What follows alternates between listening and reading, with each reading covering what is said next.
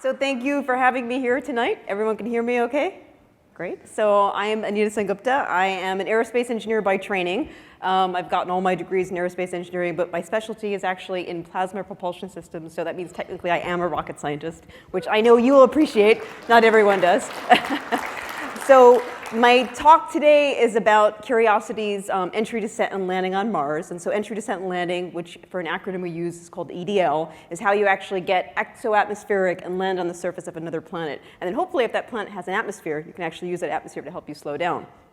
And so Curiosity is the largest rover that we've ever built at NASA to land on Mars, and it had a unique challenge being able to get to the surface, which I'll go through during the course of this talk. But in terms of this first slide here, you can actually see a picture of the rover, which is a selfie that it took of itself. Everyone takes selfies nowadays. It does that by piecing together images in a mosaic, so you can actually see the entire rover. Oh, you know, is there a laser pointer on this, or? Oh, is it the red button? Oh, well, okay. There we go. So one of these craters here is actually Gale Crater, which is the crater that we landed the rover on Mars in August of 2012. But to start off the talk, I wanted to play a video, and this video is called 7 Minutes of Terror. Some of you may have seen it because it went viral. If you haven't seen it, then you'll enjoy it. So, and this talks about the challenges of landing something the size of a small car on the surface of the planet Mars, starting from a speed of around 13,000 miles an hour. So you can click in there.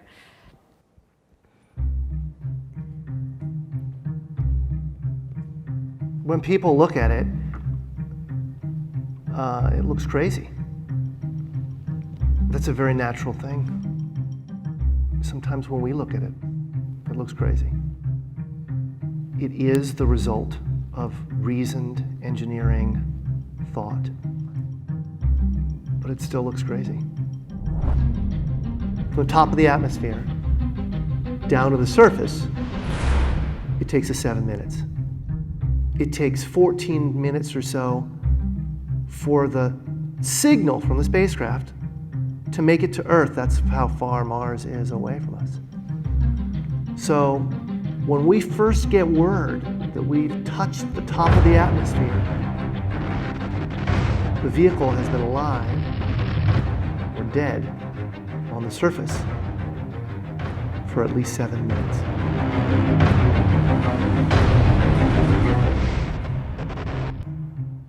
Entry, descent, and landing, also known as EDL, is referred to as the 7 minutes of terror because we've got literally 7 minutes to get from the top of the atmosphere to the surface of Mars, going from 13,000 miles an hour to 0 in perfect sequence, perfect choreography, perfect timing, and the computer has to do it all by itself with no help from the ground. If any one thing doesn't work just right, it's game over. We slam into the atmosphere and develop so much aerodynamic drag. Our heat shield, it heats up and it glows like the surface of the sun, 1,600 degrees. During entry, the vehicle is not only slowing down violently through the atmosphere, but also we are guiding it like an airplane to be able to land in a very narrow, constrained space.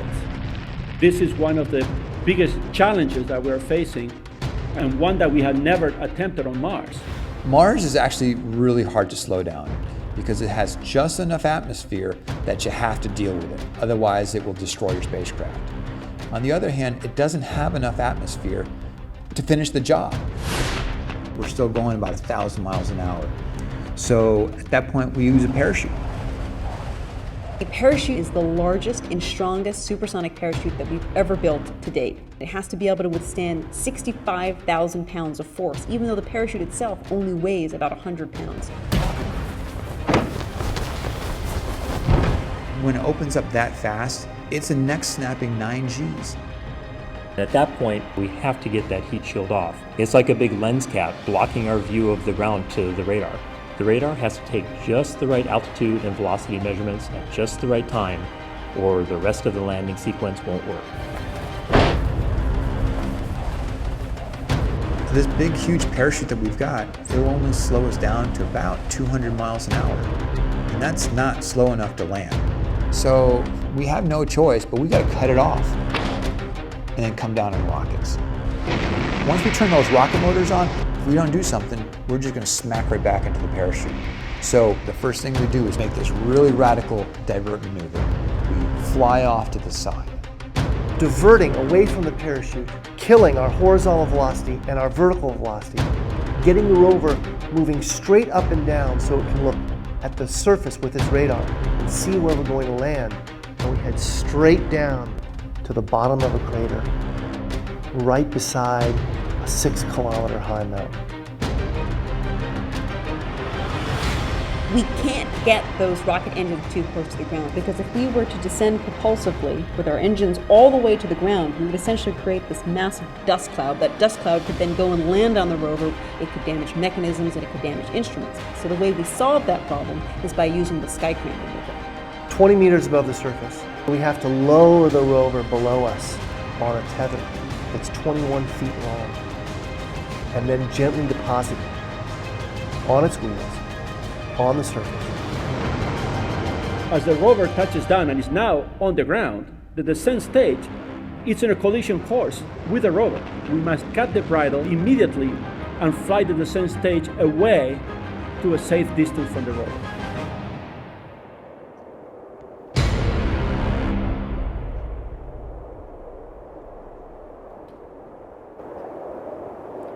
So as you know, we were successful. We landed it on August 5th of 2012, and it was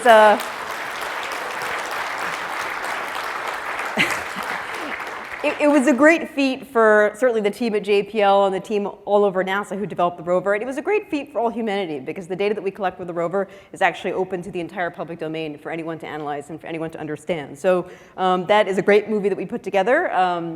But now I'm going to talk to you as to why do we actually explore Mars. And the reason why we explore Mars is that we want to understand about how Mars evolved. So this picture here, you can see the planet on the left is Earth, and the planet on the right is Mars.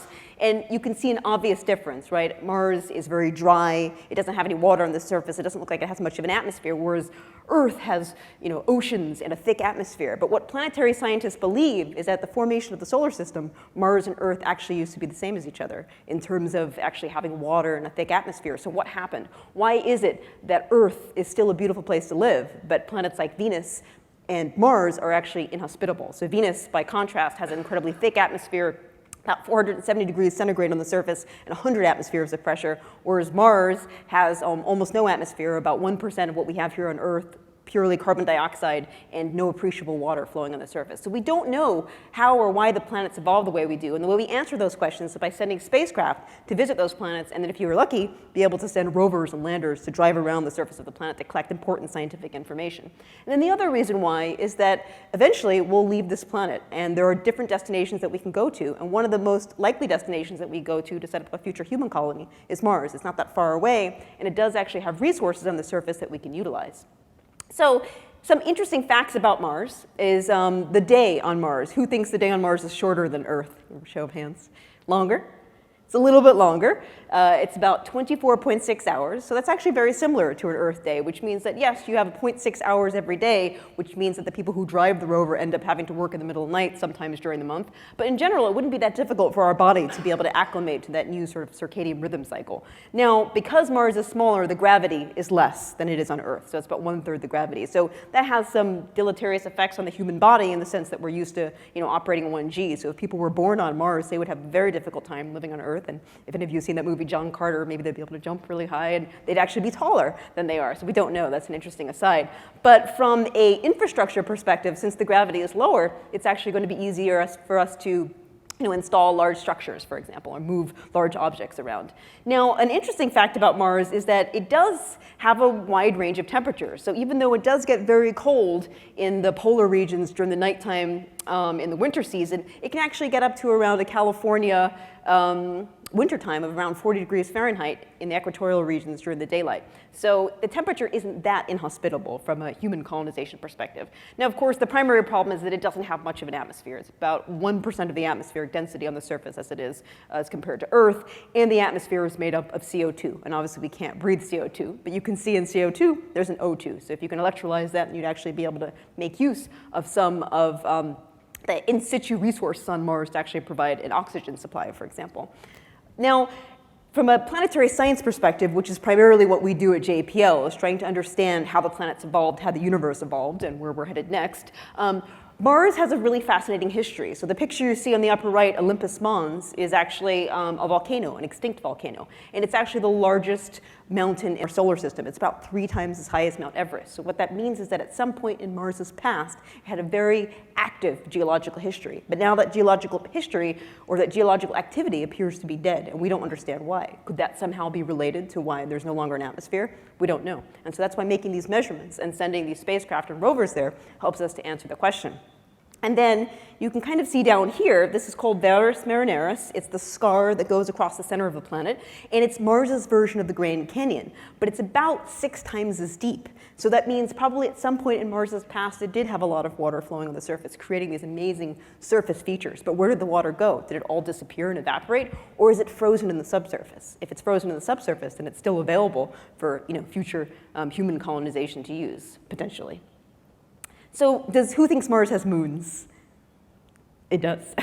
It has 2 moons, Phobos and Deimos. Now these are a little bit different looking than our moon. They're smaller, which means that they haven't turned into sort of a spherical object due to the compression under their own gravitational force. So they still look potato-shaped. So one of the candidate architectures to actually set up a colony that actually lands on these moons first, which is much easier since the moons are small. They have very low gravitational acceleration. It's much easier to land on a low G body than a high G body. And then eventually have people there, go from there down to the surface of Mars. So we actually could use these moons for mining resources as well. They could have minerals that we would need for a future human colony. And they may actually have water frozen in their interior, which could be mined and used by future human use. Now, who thinks we found water on Mars? Show of hands. We have. So one of the tenets of the Mars exploration program that we have at NASA is to follow the water. And so that's what we've been doing for the past, I guess, 15 years or so. And we know that large bodies of water did once exist on the surface. And we've actually found water to date. So the picture that you can see on the lower left here, this was taken underneath the Phoenix lander in 2005. And as the lander was coming in its retropropulsive descent towards the surface, its jet engines were actually kicking up all the dust on the surface. And it exposed this icy patch beneath. And so we believe this to be saltwater ice. So it's a brine type of mixture. So, perhaps evidence of a past ocean. And we know from spectroscopic measurements that we've taken from orbit that in the polar regions, there is also a lot of frozen water, which means that yes, some of the water may have evaporated, but a lot of the water probably still is in the subsurface in a frozen state, in this brine state.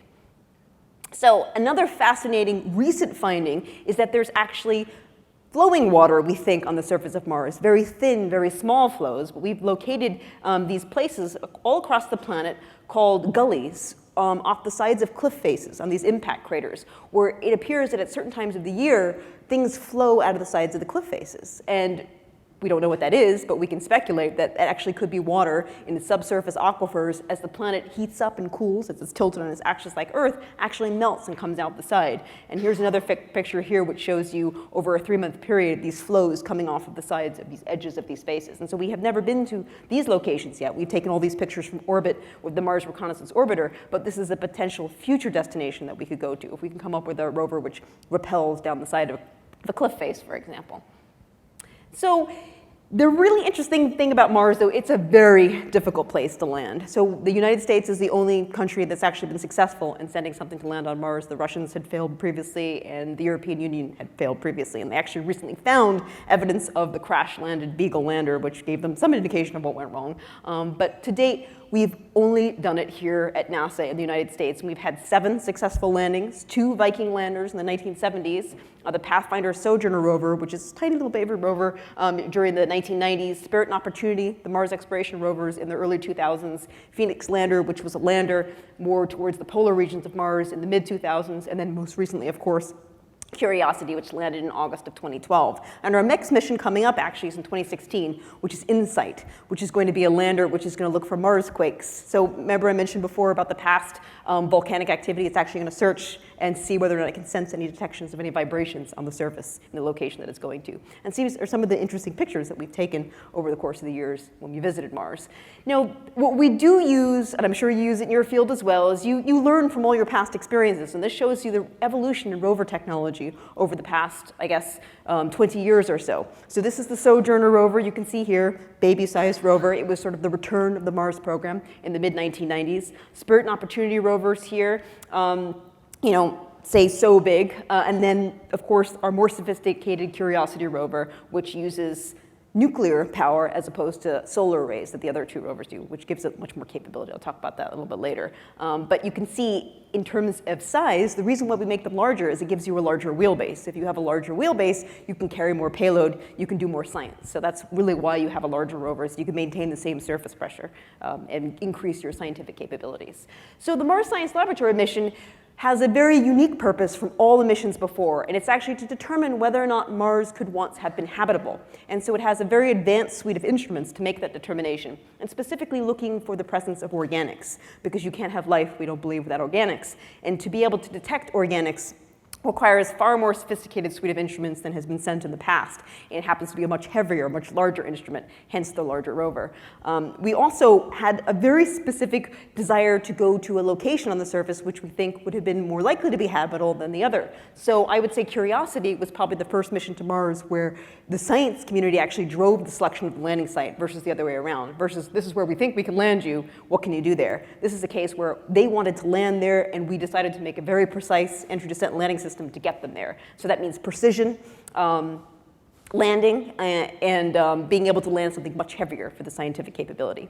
And so this is a suite of some of the technologies, which I'll walk through in a video, which is a little bit more explanatory. But to couple to what I was saying before in terms of where do we want to go, the science community has access to very detailed images of the surface of the planet. So by taking a look at the surface features with the HiRISE instrument on board the Mars Reconnaissance Orbiter, they can actually make a determination that that looks to be a very interesting landing site. And they selected Gale Crater because they believed it to be the site of an ancient water body, so either a riverbed or a lake bed, and where better to assess where life could have once been, or where life even could still be, than in the base of a water body. And then as you know anything about geology, when you have water, it lays down sedimentary rock layers, which allows you to investigate sort of changes over time. So it will allow you to get better insight into the evolution of the planet. And the picture up top is sort of a Mercator Projection Map of Mars, where you can see the different locations that we've landed in the past. So here's the Mars exploration over here, and here's Gale Crater over here. So of course, you'll never actually drive from that location to that location. So they're very distinct locations to give us new scientific information.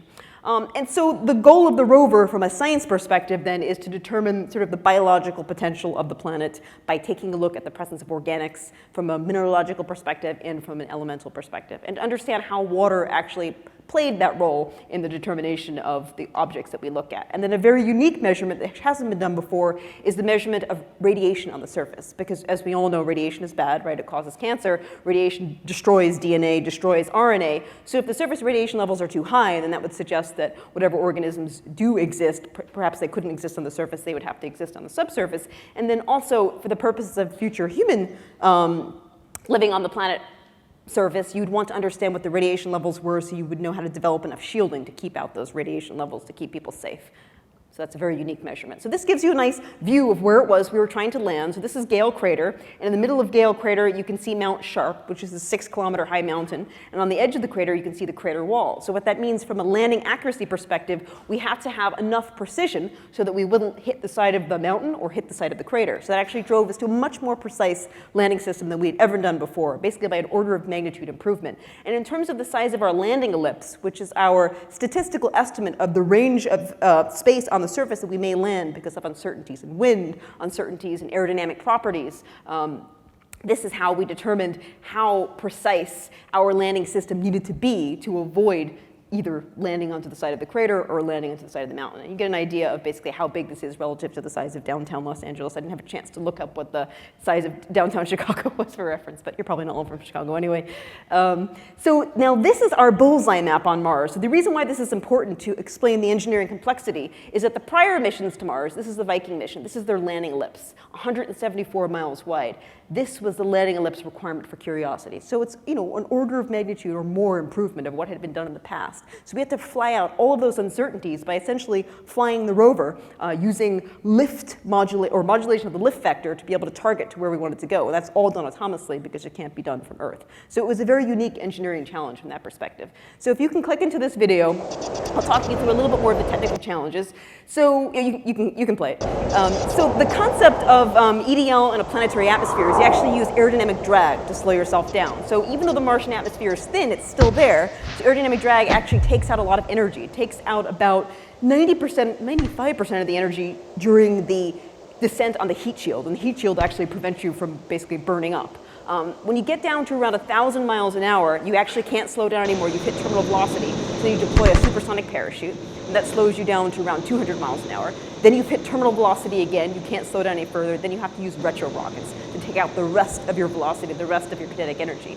And we decided to do something slightly different here from Viking, and from MER and from Phoenix, and that was to not go retropropulsive all the way to the ground, but instead use the sky crane maneuver to increase the distance between the exit plane of those engines and the ground to prevent too much dust from being kicked up, and to allow the rover to be the actual landed platform. So it looks very complicated, very sophisticated, and it was, and it required a lot of modeling and simulation actually to get us to where we needed to be. But it allowed us to land a much larger payload with more precision and on a surface with a higher ground slope, which was of interest to the science community.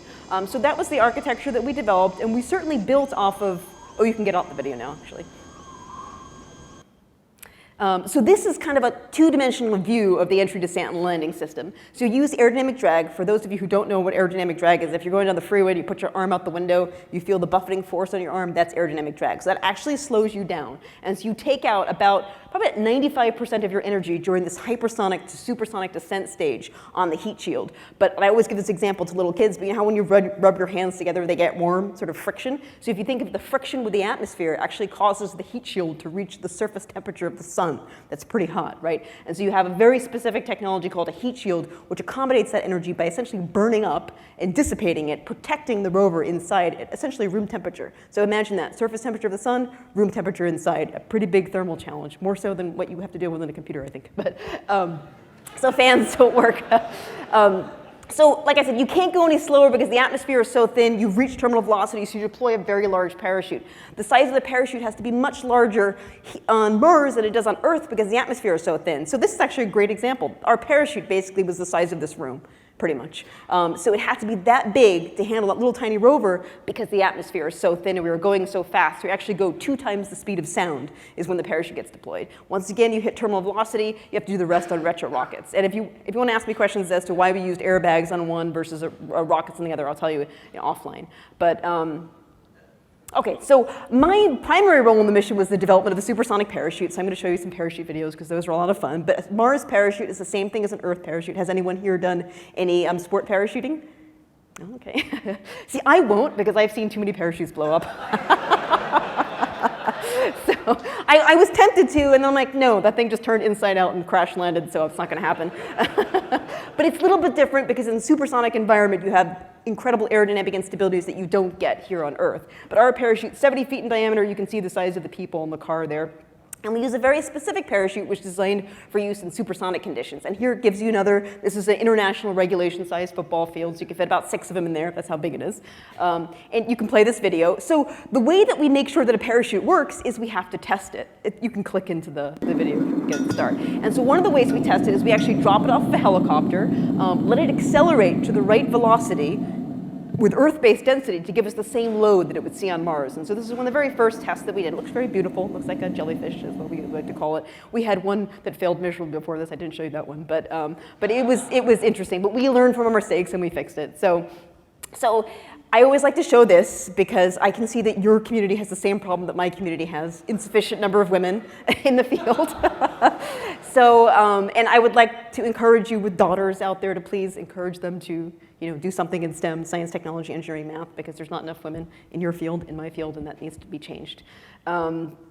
So if you want to play this video, so this is really interesting. So this is what a parachute actually does on Mars compared to what I first showed you. It experiences something called an area oscillation, which is a supersonic instability, which causes the parachute to collapse and inflate, and can actually destroy it. So the challenge of the mission from MSL's perspective was to understand what that environment was going to be like at 2 times the speed of sound, and design a parachute to survive that without ever being able to test it in this type of environment. It's impossible because you have to basically spend $200 million just to do a single test, and then your mission will get canceled. And so the way we solved that problem is we used physics and we used computational fluid dynamics. So we actually used supercomputer clusters to run simulations of basically differential equations coded up into the supercomputer cluster to see actually how the parachute would behave by defining the aerodynamic environment.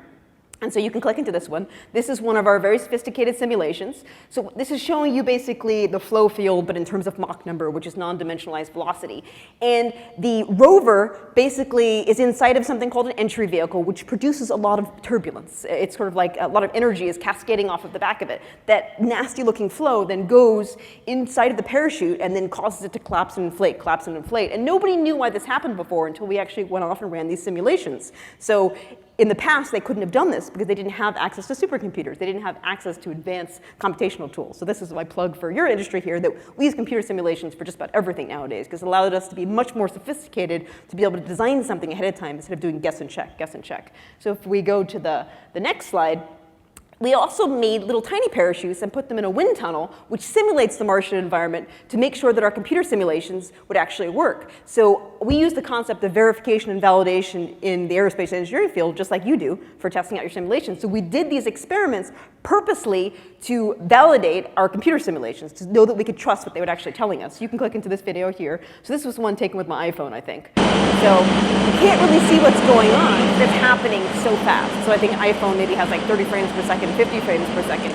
So it doesn't really tell you anything. So if we go to the next one, you can click in this video. We used high-speed imaging at 3,000 frames per second. And this is actually what's happening to one of these little parachutes. So they're collapsing and inflating, collapsing and inflating. And so this is obviously sped up, so you could, or slowed down rather, so that you could see it. And then we used photogrammetric reconstruction techniques to actually do image post-processing to define what the shape of the parachute was as a function of time. And so we use little dots just like they do in Hollywood, and then use a particle tracking algorithm in the computer simulation to actually tell you what that shape is as a function of time. And you can correlate it to the load, and there's other engineering parameters that you can get off of. So this is actually how we validated this parachute to make sure that it would survive on Mars, is with computer simulations and validating our computer simulations with experiments. So that's kind of something unique that we'd never done before. Now this is another fun one. Just as also another side, you can put it, you can play this video.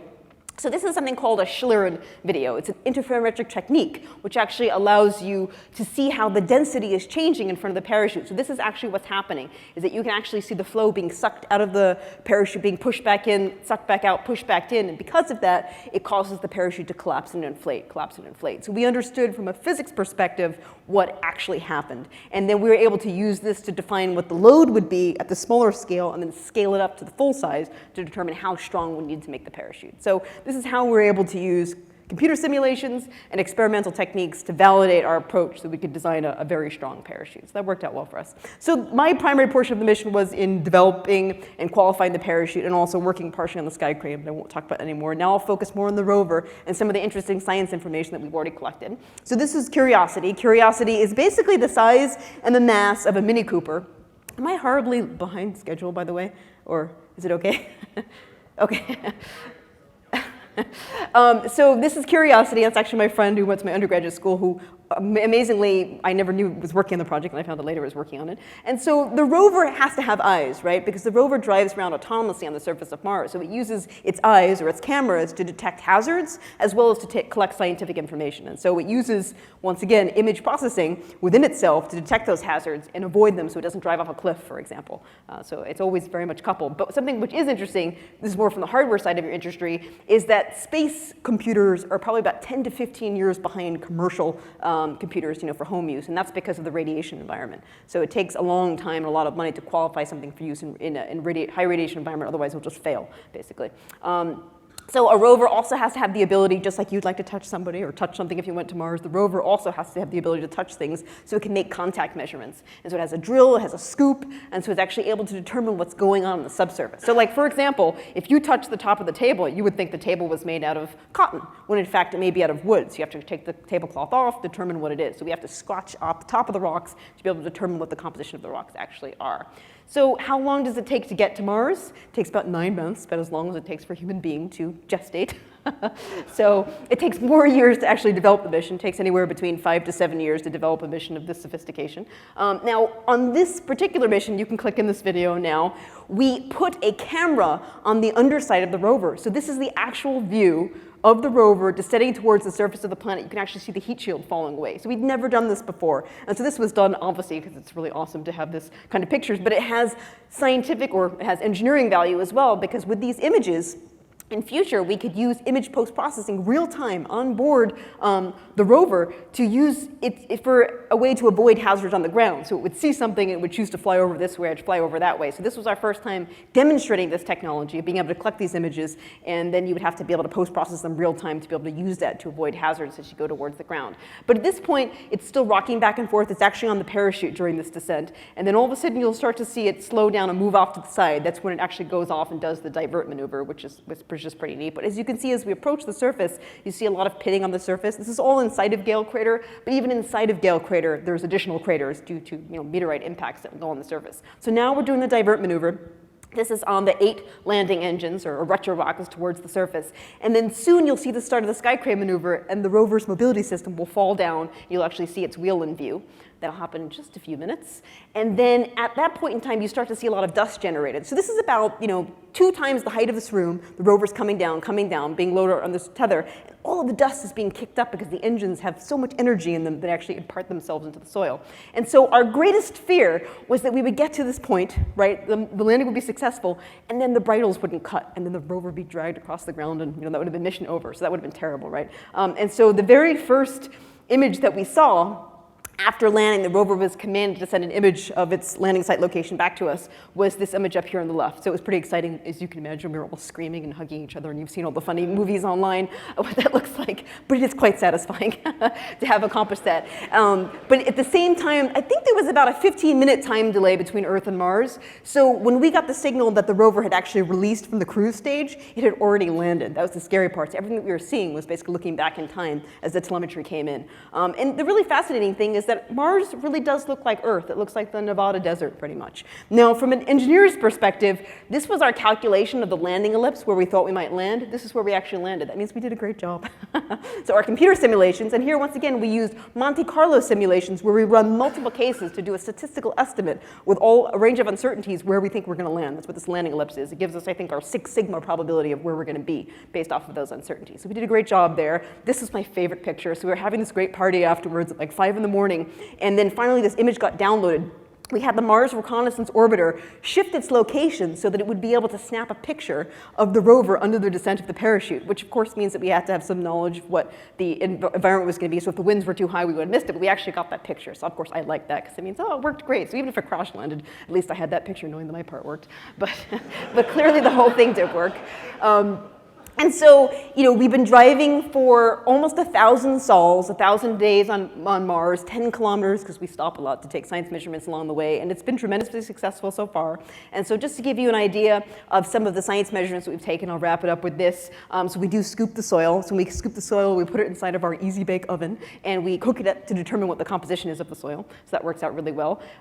We have something called ChemCam, which actually fires a laser at a rock about this distance away, vaporizes the rock. The vaporization leaves a signature, a spectroscopic signature, which allows us to determine the elemental composition of anything we like by zapping it with the lasers. That's pretty neat. We have a weather station on board. This is a picture of the weather station. And so we're able to take measurements of the pressure, the temperature, and the winds on the surface of the planet. And what you can see here is basically the diurnal variations. So we get hot, we get cold, we get hot, we get cold, as you would expect as the sun goes behind the surface of the planet. And then another really important measurement we make is the radiation levels. And what we found is that the radiation levels are high, but they're not too high, and we could come up with shielding to be able to protect people. And the radiation levels during the daytime, when the pressure is really thick, are much lower than they are during the nighttime, where the pressure goes down, which means that the atmosphere is helping to attenuate some of that radiation. So in fact, the transit to Mars in interplanetary space would be much worse than the radiation environment on the surface of the planet, which means that will be our driving radiation case as opposed to the surface conditions. These are some of the other science instruments. This is our SAM instrument, which is sample analysis on Mars. This is a mass spectrometer, which allows us to determine the presence of organics, and I think we actually have detected methane, which is an organic, and I like to show this laser, so it's not as extreme as this, but but it is how it works. It does vaporize things, and you probably would not want to get in the way of the laser because it probably would burn a hole in your shirt or something like that. So if you do plan on going there, avoid it. And so here, this is actually, that's what it is. See, this is a rock, so you're seeing before and after lasing. So if you were on Twitter at all during the landing, you hear people saying pew, pew, pew from the Twitter feed. That's what that was for the lasing of the rocks. And so this is a view of the underside of the rover taken by the camera on the edge of the thing. And one of the sad things is One of the things which is failing initially is actually the wheels were super thin to make them lightweight, because on any spacecraft, mass is king or queen. And so the wheels actually have holes in them now, because in some locations, because the rocks are so difficult to drive over. This is us making contact with a large rock, which kind of looks like a pyramid, so everyone would take a picture of that one. And this is a really important one, which is sort of confirmation from a geological perspective that indeed we did land in an ancient water body. And so the picture on the left, or the picture on the right, is what an ancient dried up riverbed looks like on Earth. And this is what the location that we landed at Mars. So we landed in Gale Crater, which was a lake bed, and the level of water there, based off of our analysis of the rocks, was about knee deep. So that's pretty exciting. So at some point, a long, long time ago, there was a lake there, which was about 2 feet deep. Not anymore, of course, it's dried up. It's pretty exciting. And some other interesting findings that we found: the presence of phyllosilicates. I don't know if any of you are chemists, but they are formed in the presence of water, also confirming that it was a waterbed location. And the soil here is actually alkaline. And so soil being neutral is more habitable for life forms, for example, than an acidic soil. So that's a unique finding to this location, which we had not found in any of the other missions that we've had to Mars. So to wrap it up, you can play on this video. So this was the first 2 years, well, first 12 months and 2 minutes. So it takes pictures every single day. And so this is right from landing. So this goes through an entire year's worth of work. So you can see the rover is working constantly. It never gets to sleep, but it does sleep, of course, at night when the sun goes down. And it's pretty amazing when you see it, because it really doesn't feel like it's another planet. It really does feel like it's Earth. But in fact, it is Mars, and hopefully one day we'll be able to go there. So that's pretty exciting. And so is there intelligence on Mars? Well, yes, clearly, because we've sent several intelligent beings there. Maybe we're next. I don't know who's more intelligent.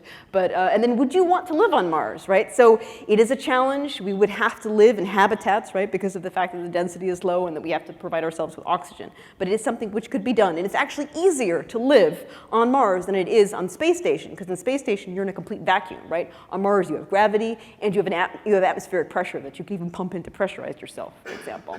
So just to kind of wrap this up, we had about over 3,000 people worked on this mission. So yes, it does cost a lot of money to create these missions, but they're actually jobs for engineers and scientists, and for the sake and purpose of science. We had many countries who worked on the development of the instruments, for example. And all of the images that we collect, they're all publicly available. They're all on the web. So they're all for anyone to analyze. So the rover isn't JPL's rover. It isn't NASA's rover. It's everyone's rover, right? Because the data is accessible for anyone to take a look at. And so this was a very recent picture that got posted within the past 3 days, which is basically sunset on Mars, and it's pretty beautiful. And it drives home the point that we do live in the solar system with other planets, and hopefully one day we can get to those other locations too. So I'm happy to take questions now or during the dinner, well, not the dinner, but the party afterwards. So thank you.